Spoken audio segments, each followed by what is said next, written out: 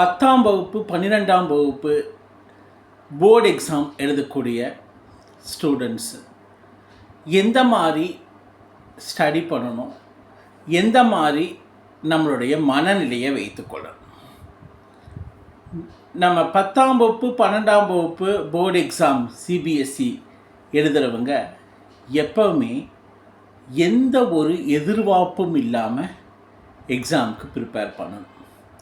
உங்களுடைய வேலை syllabus, subject, practice மட்டுமாவே தான் இருக்கணும்.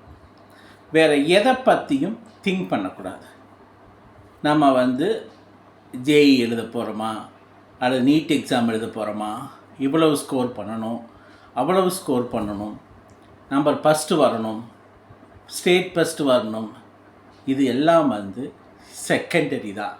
இப்படி நினச்சிங்கன்னா இந்த எதிர்பார்ப்பு ஒரு அழுத்தத்தை, மன அழுத்தத்தை உங்களுக்குள்ளே கொடுக்கும். அப்படி அழுத்தத்தை கொடுக்கும்போது நீங்கள் என்னன்னா உங்களுடைய பரீட்சையின் முடிவு வேறு மாதிரி அமையும். எந்த அழுத்தத்தையும் உங்களுக்கு கொடுக்காதீங்க. இன்னைக்கு என்ன, டுடேஸ் வாட், கரெக்டாக சிலபஸ்ஸு, கொஸ்டின்ஸ், ப்ரிப்ரேஷன்ஸ், ப்ராக்டிஸ், நான் சொன்ன ஒவ்வொரு மெத்தட்லேயும் physics, chemistry, botany, zoology, commerce எல்லாத்துக்கும் ஒவ்வொரு மெத்தட் இருக்குது. அந்த மெத்தடை ப்ளூ பிரிண்ட்டை வச்சு கண்டினியூஸாக ப்ராக்டிஸ் பண்ணுங்கள். அதை ப்ராக்டிஸ் பண்ணிவிட்டு பொறுமையாக நிதானமாக நான் கொடுக்கப்பட்ட கொஸ்டின் அனைத்தையும் சரியான முறையில் ஆன்சர் பண்ணிட்டேன், அது போதும். ரிசல்ட் எப்படி வந்தாலும் எனக்கு அதை பற்றி கவலை இல்லை. நேற்றையும் கவலை இல்லை, நாளைக்கும் கவலை இல்லை. இன்றைக்கி நான் கரெக்டாக எக்ஸாம் எழுதினேன், அதுதான் முக்கியம். நான் அப்புறம் எக்ஸாம் முடிச்சுட்டு கொஸ்டின் பேப்பரை உட்காந்து செக் பண்ணுறது it's a waste of time. Check பண்ணாதீங்க.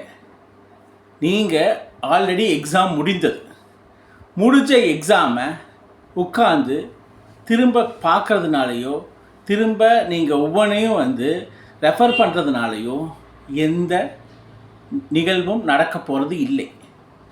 அது முடிந்தது தான். அப்போ அந்த மாதிரி நீங்கள் உட்காந்து எக்ஸாம் ஒவ்வொரு ஆன்சரையும் செக் பண்ணும்போது ஆன்சர் தப்பாக அல்லது ராங்காக இருந்ததுன்னா அது ஒரு டிஸ்கஷனாக மாறி அது அடுத்த எக்ஸாமுடைய ரிசல்ட்டையும் போக்கையும் மாற்றும். உங்கள் பாடியிலேயே ஒரு செல்ஃப் கான்ஃபிடென்ஸ் குறைஞ்சு நெகட்டிவிட்டி அதிகமாகிடும். ஸோ பாசிட்டிவிட்டியோட ஒன்ஸ் எக்ஸாம் முடிஞ்சதுன்னா நான் 100% கொடுத்துட்டேன், ஓகே எக்ஸாம் முடிந்தது, அடுத்த எக்ஸாம் என்ன அதை நீங்கள் பார்க்கணும். அப்படி பார்த்து கரெக்டாக ஒவ்வொரு தடவையும் எக்ஸாம் எழுதி ஃபைனலாக உங்களுக்கு ஏதாவது எல்லா எக்ஸாம் ஃபினிஷ் பண்ணதுக்கப்புறம் ஏதாவது பார்க்கணுன்னா மோரலஸ் பார்க்கலாம். அப்படி பார்க்குறதுனாலையும் எந்த ஒரு பிரயோஜனமும் இருக்க போகிறது இல்லை.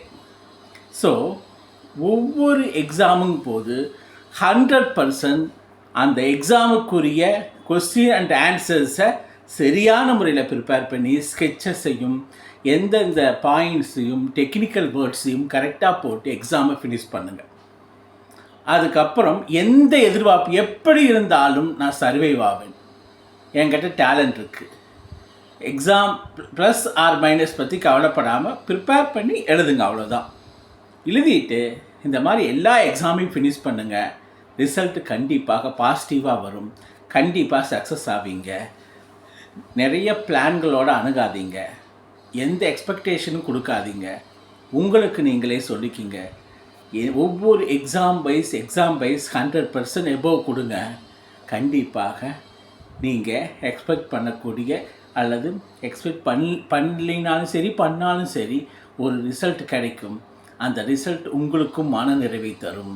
அளவுக்கு அதிகமாக எக்ஸ்பெக்ட் பண்ணும்போது ஏமாற்றம் தான் வரும். ஸோ இந்த ஏமாற்றத்தை தவிர்க்கிறதுக்காக அளவுக்கு அதிகமாக எக்ஸ்பெக்ட் பண்ணாமல் இன்றைக்கி என்னங்கிறத பார்த்து எக்ஸாம் எழுதுங்க. கண்டிப்பாக சக்ஸஸ் தான் கிடைக்கும். நன்றி, வணக்கம்.